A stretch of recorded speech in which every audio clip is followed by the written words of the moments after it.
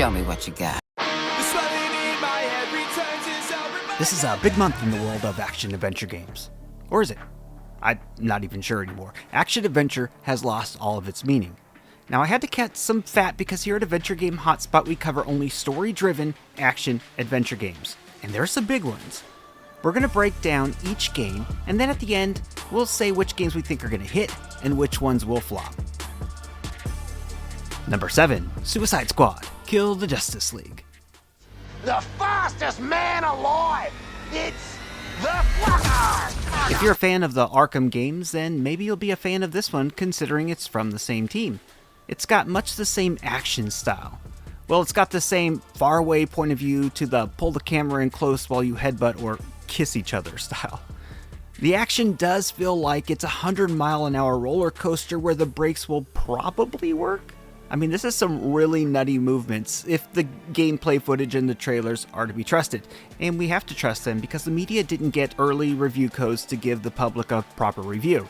But whatever, there are always refunds through Steam if the game is broken, which apparently it was broken because within 2 hours of releasing to the early purchasers, Rocksteady took the game down to fix it.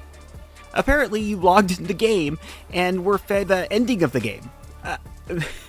I'm laughing, but that's no joke. This is after a lengthy delay in releasing. The delay came after a backlash surrounding a showing of the game at a Sony State of Play event. But anyways, the game. The Suicide Squad game, Kill the Justice League. It puts players in the shoes of Harley Quinn, Deadshot, Captain Boomerang, and King Shark. Yeah, these are the bad guys. We have to stop the good guys who are actually bad guys because the ultimate bad guy, Brainiac, has mind-controlled them. Good thing Batman planned for a circumstance where he would have to take down the Justice League if they ever went bad. Oh wait, he was mind-controlled too? A promising note is that Rocksteady has put a lot of effort into pushing the story, into giving us a rich narrative game. The cutscenes look really good. I hope there's enough of them so as to give us a breather, but not too much so as to stall the inertia of the gameplay. I'm not sure how I feel about beating up my beloved Justice League heroes, but I'll worry about that when it's released on February 2nd, 2024 for PC, PlayStation 5, and Xbox Series. Really thought Flasher had us that Number 6, Skull and Bones. It's finally here. It only took 10 years and several graphical overhauls in the making. The game began development in 2013, being initially envisioned as an expansion for Assassin's Creed Black Flag, but it's had all sorts of development issues along the way. Now we have an open-world co-op game based on open sea battle. I hope you're not looking for much boat boarding, or any at all, because you won't be getting it. There really isn't much land opportunities either, aside from some drop-offs of ports and such. I mean, it reminds me of the old Privateer game, but in the ocean, in the 1700s. Graphically, it looks beautiful, and I've enjoyed these type of games in the past. Skull and Bones is set to be released on February 16th, 2024 for PlayStation 5, Xbox Series, and PC. Unless they push it back another 10 years. Number 5, Tomb Raider 123 Remastered. If you ever told yourself that you wanted to see where the new games and movies all came from, well, you'll get your chance to do so on February 24th. You won't have to do it with all the clunky controls and animations that the old games had, though. Graphics are, well, they're a little bit better. I mean, it's fine. The originals came out in 1996. Now, when this project was first announced in 2021, the team at Crystal Dynamics said that they were working to unify the timelines of Core Design's original games and reboot its own trilogy. But it doesn't appear like we got that. I mean, since then, the description of the changes made to it are experience the classics, boasting upgraded graphics, with the option to switch to the original polygon look at any time. That's what it says the improvements are. I mean, I guess they improved the look, and it does look a little bit better, but it's hard to look worse. I would have loved for this game to have a little bit extra gameplay or added story. I'm not that excited, but many are. Again, Tomb Raider 1-3 Remastered comes out February 24th on PC, PlayStation 4 and 5, Switch, Xbox, all of the series, and I mean, this is coming out everywhere. Number 4, Sons of the Forest. This one may force my gaming sensations down significantly due to the fact that I'm I'm a bit scared.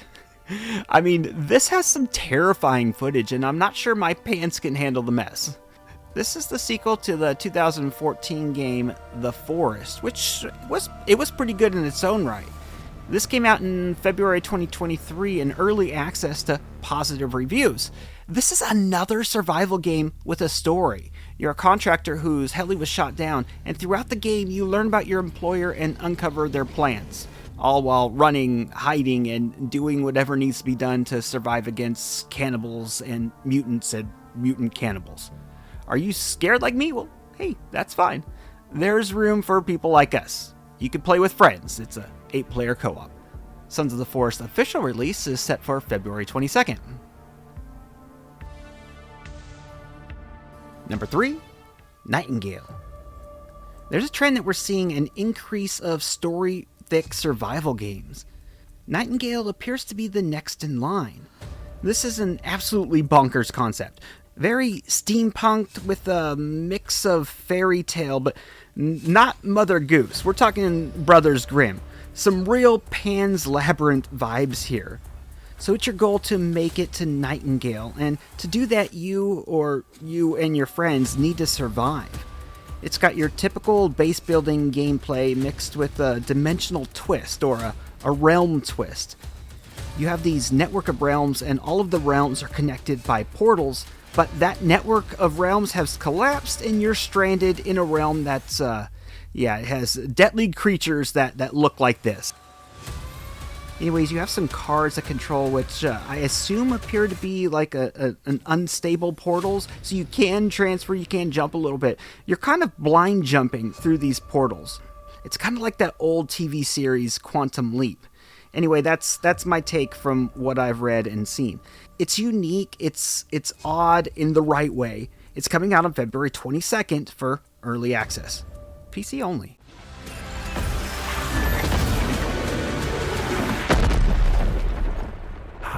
Can fly. Number 2, Final Fantasy VII Rebirth. I've never played a Final Fantasy game. I know, I'm a bad gamer. I did, however, watch my friend's mom play Final Fantasy VIII when I was a kid. I sat there for hours and never once did she offer me the controller. But anyway, the trauma has worked its way out. That's a long-winded way of getting you guys off my back and putting you onto that mean woman who ended up being my mother-in-law. This is a remake. More specifically, this is the second chapter of a 3-chapter release of the Final Fantasy VII game. The first chapter was received nicely, and this one's said to have added some innovations that make the second chapter feel like a standalone game, despite it being a continuation. It looks gorgeous. I'm really rooting for Rebirth to continue to build on the success of the first chapter. While I'm getting slightly worn out of the remaster meals that every developer has been feeding us, this one feels different. Because it is, and I'd like to see more of it. I'd play a multi-game reimagined Knights of the Old Republic, coming February 29th on PlayStation 5. Just close your eyes and listen. Tell me you can't hear that. Her rallying cry. And number 1, Banishers, Ghost of New Eden. This is a love story all wrapped up in blood, guts, and ectoplasm. You play as a tag team that banishes baddies. During one of these banishings, she gets turned into the very thing that they hate. I mean, these are people who truly hate what they hunt, but they love each other. I don't know about you, but the second my love interest dies, that's kind of a hard pass for me.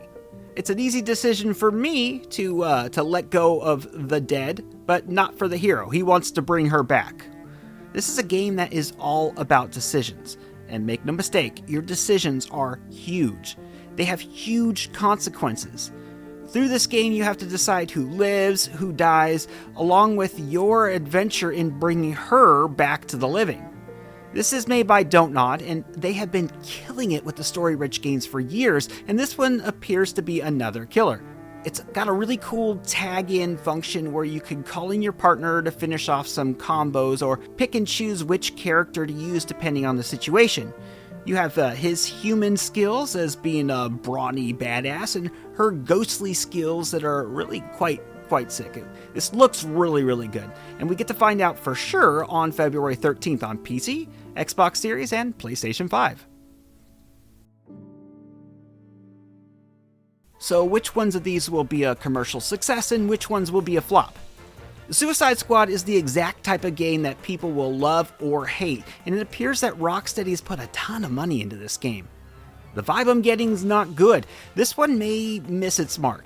People are already looking for reasons to hate on it, which I guess I'm also doing just that right now. The Skull and Bones, 10 years. I was excited for this game 5 years ago, and then again 3 years ago. But I'm no longer excited, and it's Ubisoft. I feel like those who've been waiting will buy it, but it better impress because we're conditioned to be disappointed at this point. I'm undetermined with Nightingale. Am I allowed to?